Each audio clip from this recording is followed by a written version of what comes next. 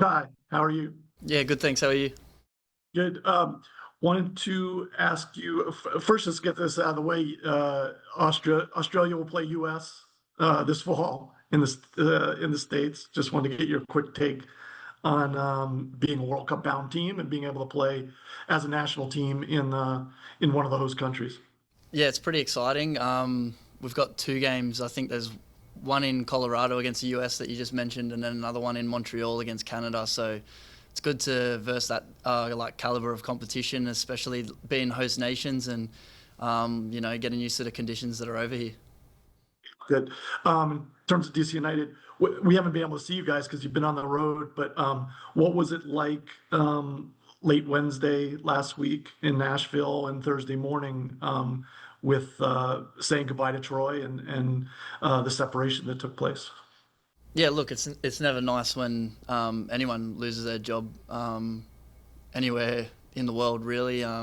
So yeah, it was pretty upsetting for everyone involved, and um, unfortunately in football, you don't really have much time to dwell on, the past, and we've got a busy schedule, so we're just looking to, focus on tomorrow night and then on Saturday as well. Looking down the stretch, um, Kevin's in charge now, getting you guys organized, but it looks like you will have a new coach soon. How does that weigh on you, trying to take in different instructions and looking ahead to the near future? I think just focusing game by game. I think throughout the game on Saturday just gone, we built into the game and got better and better. And obviously, new instructions and new styles of play take time to come together. And it come together after about 50 or 60 minutes. And look, we're just focusing on trying to put in the best performances as possible and try and build some momentum and some form into the back end of the season. Thanks, Kai. Next, we'll go to Donald Wine.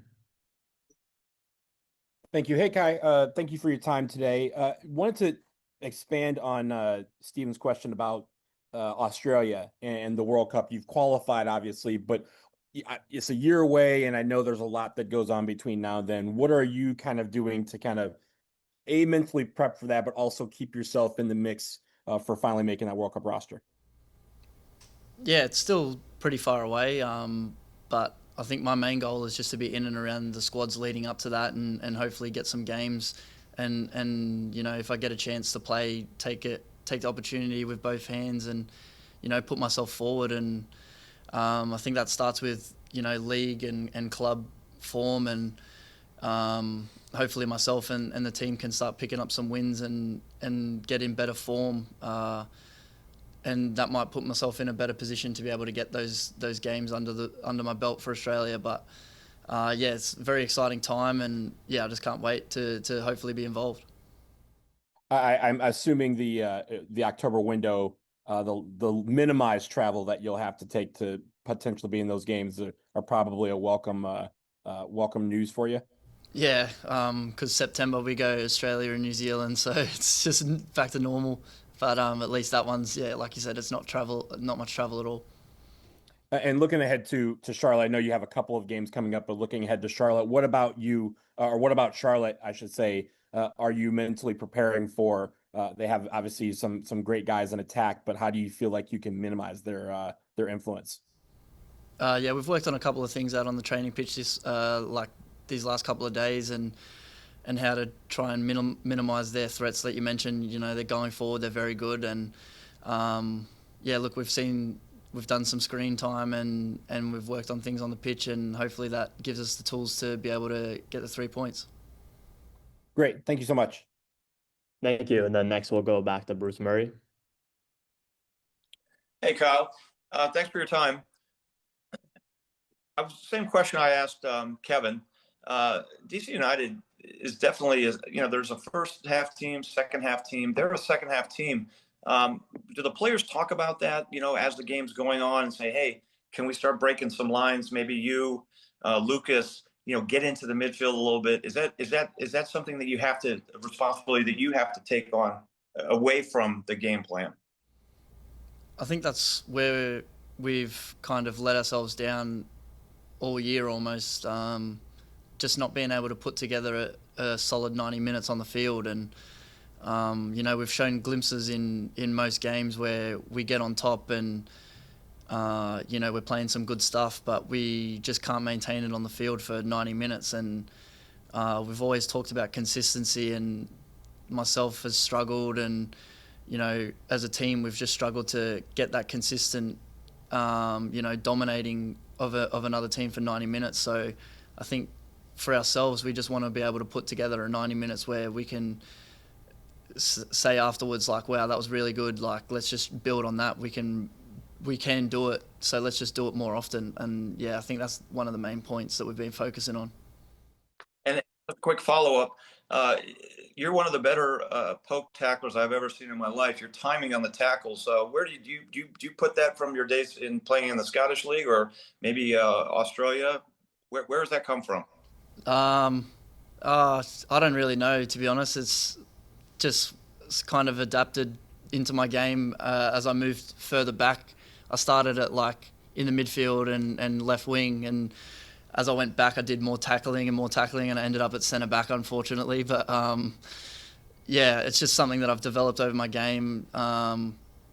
Being able to reach in and timing is, if you can help out your sixes and poke one towards them when the striker's got their back to goal, then that helps us stop the attack and get us on the attack as well. So that's my main kind of thinking behind it. Thank you, Kyle, and good luck. Cheers. And then next we'll go to Dennis Gomez. Hey Kai, thank you for your time. Personally and collectively, what has been your assessment as far as a defensive unit in the past few games where you guys haven't been able to get a win? Yeah, I think it builds on the kind of point that I made before about playing a consistent 90 minutes. We haven't been able to keep back-to-back clean sheets really all season, and just that it's kind of been tough for us to keep any clean sheets really, and it feels bad like coming into a new side and that's your job to help out defensively, and you know, you're leaking goals, and you know, midweek we threw away a 2-0 lead and copped 5 unanswered, which is just kind of not acceptable at any level. And yeah, it does knock your confidence a bit, but we've just got to get back at it and like I said, build that consistency. And you know, if we keep clean sheets, then more often than not you're going to win games. So yeah, that's definitely been our focus as a defensive unit, just try and limit opportunities for the opposition and do our best to keep clean sheets. And just so follow up, what's your message to the fans that are still hopeful to continue to see positive results? Yeah, look, message to the fans is like, thank you so much for your continued support, and thank you for being patient. I know it's been a really tough season, but look, we want to finish strong for you guys to give you hope and a bit of optimism for the season coming and the latter stages of this season as well. We really want to give back to you guys because you've stuck around when it's been tough, and we really do appreciate the support that you continue to give us. Thank you.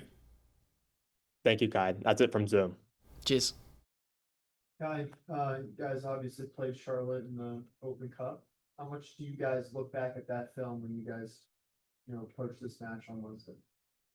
Yeah, we can take a little bit from it, definitely. I mean, we're going to be playing in a different formation and different shape now, but for the most part, we can still focus on what they did as a unit and as a team. And I touched on it before. We've looked at film and been on the pitch the last couple of days, working on how we're going to combat, you know, their threats and what our game plan's going to be. So yeah, hopefully we can have a positive turnout. Thanks, guys. Cheers.